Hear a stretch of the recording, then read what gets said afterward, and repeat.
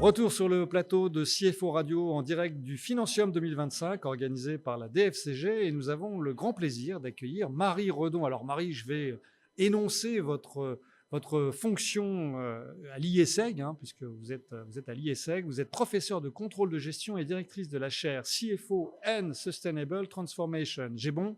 Très bon. Bon, alors vous êtes partenaire du Financium 2025 et vous venez d'ailleurs d'animer un atelier dont le sujet est en fait l'analyse de 1000 CV de DAF. En clair, ça veut dire quoi? Ça veut dire que vous avez restitué votre analyse pour essayer de comprendre comment le métier de DAF, on va même parler plutôt de CFO, a évolué, c'est ça? C'est tout à fait ça. Donc effectivement, c'est une base de données de 1000 CV qu'on a collecté sur LinkedIn et qu'on a analysé avec une analyse séquentielle. C'est l'analyse qu'on utilise normalement en biologie pour vraiment comprendre le séquençage ADN et pour comprendre en fait quelles sont les grandes trajectoires de la profession. Donc on observe que certains d'entre eux, on observe que surtout puisqu'en fait la base a été constituée initialement en 2015 et on l'a mis à jour en 2025. Ça veut dire concrètement que vous avez récupéré des CV depuis 2015, oui, c'est ça? Donc ça. Avec des profils très différents, issus d'entreprises différentes? Tout à fait. D'accord. Et ce qu'on observe, c'est que sur ces 1000 directeurs financiers, directrices financières, 80% restent dans la profession 10 ans plus tard. Et après, il y a 20% Pas de turnover de fonction. Alors, il peut y avoir du turnover, de la mobilité donc, dans la direction financière, en particulier dans les PME, c'est ce qu'on observe. Ouais. En revanche, ceux qui sont dans les grands groupes sont beaucoup plus stables.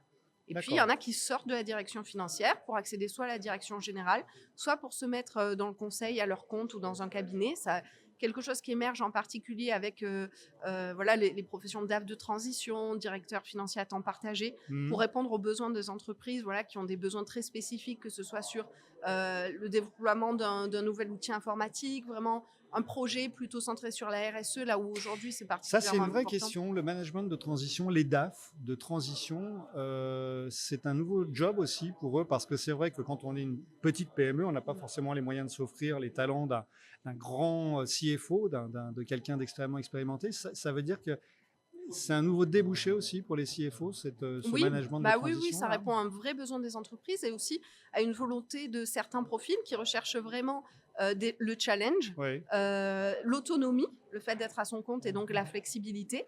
Et puis, de pouvoir être expert sur un domaine en particulier. Par exemple, si on ajoute un petit plus de compétences, notamment, disons, sur la RSE, puisqu'aujourd'hui, avec la CSRD, c'est un réel besoin. On va développer ce plus de compétences et du coup pouvoir intervenir dans différentes entreprises et mettre à profit toute son expertise. Alors, votre analyse, là maintenant, beaucoup plus précise sur justement, là, avec l'arrivée fulgurante de l'IA, la digitalisation du métier.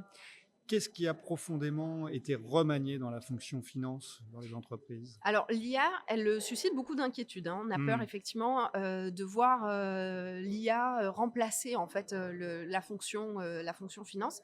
Mais il faut quand même toujours garder en tête que l'IA, elle va proposer des solutions. Mais ce qui fait vraiment la valeur du financier, c'est sa capacité à pouvoir remettre en question la réponse proposée par l'IA.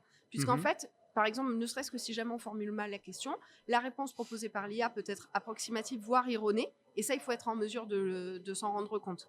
Et derrière, en fait, c'est cette intelligence en fait, intellectuelle, sociale, mais aussi émotionnelle qui est propre aux humains, qui va permettre de déployer en fait, des solutions qui vont être justes, équilibrées et de les mettre en œuvre de manière avec humanité, courage, lucidité. Chose que l'IA ne pourra pas forcément toujours apporter. Pas encore, tout du moins. Bon, alors, vous êtes professeur et directrice de la chaire CFO et on en a parlé à l'IESEG.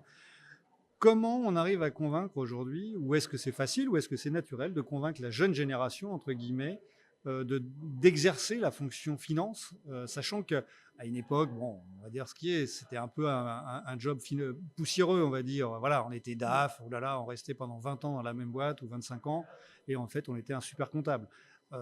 Comment, avec toute cette arrivée technologique, cette refonte totale du métier, comment vous arrivez, vous, à l'IESEG, à les convaincre, et comment ça se passe d'ailleurs? En général, les étudiants qu'on a à l'IESEG, ils ont plutôt envie de se tourner vers ces professions, parce que ce qui est assez intéressant aussi, c'est plus du tout en fait, le métier de comptable dans sa tour, etc. Là, on est vraiment sur une profession qui demande une transversalité très importante et vraiment dans ces interactions professionnelles. Donc de manière très horizontale, hein, donc vers le haut de la hiérarchie, où on dit souvent d'ailleurs que le directeur financier, c'est le binôme du directeur C'est général. souvent un DG, il devient souvent DG, effectivement. Ouais. Ça peut arriver. Et puis également une très grande transversalité vers le bas, puisque en fait, ils doivent communiquer beaucoup avec les filiales qui vont remonter justement les informations, les indicateurs dont ils ont besoin pour faire le pilotage. Puis il y a aussi toute une transversalité horizontale. Donc là, voilà, avec la CSRD, on a vu une très forte complémentarité avec les dimensions RSE, mais aussi avec les RH, avec l'IT, évidemment, pour mettre en place, déployer des solutions. Donc en fait, le directeur financier, il est pivot au sein de l'entreprise, mais également très influent à l'extérieur de l'entreprise. On connaît son rôle, voilà, pour convaincre les actionnaires, les financiers de marché, etc. Voilà, d'apporter des fonds à l'entreprise, mais également aujourd'hui, auprès des clients et des fournisseurs, il a une réelle carte à jouer. Oui, il devient beaucoup plus communicant Ouais. qu'avant, c'est évident. Donc le CFO 4.0, 5.0, c'est pour demain avec l'IESEG? On espère, donc c'est en plus un projet qu'on a donc dans le cadre de notre chaire, en s'appuyant voilà, sur nos démarches méthodologiques. On souhaiterait réaliser un modèle de projection des compétences du contrôle de gestion et du financier de demain pour pouvoir conseiller aux entreprises quel serait le profil qu'elles devraient recruter pour avoir le bon talent au bon moment grâce à cette modélisation. Ouais. Sujet passionnant. Merci beaucoup, Marie. Avec plaisir. Fin de cette émission CFO Radio en direct du Financium 2025. On se retrouve très vite.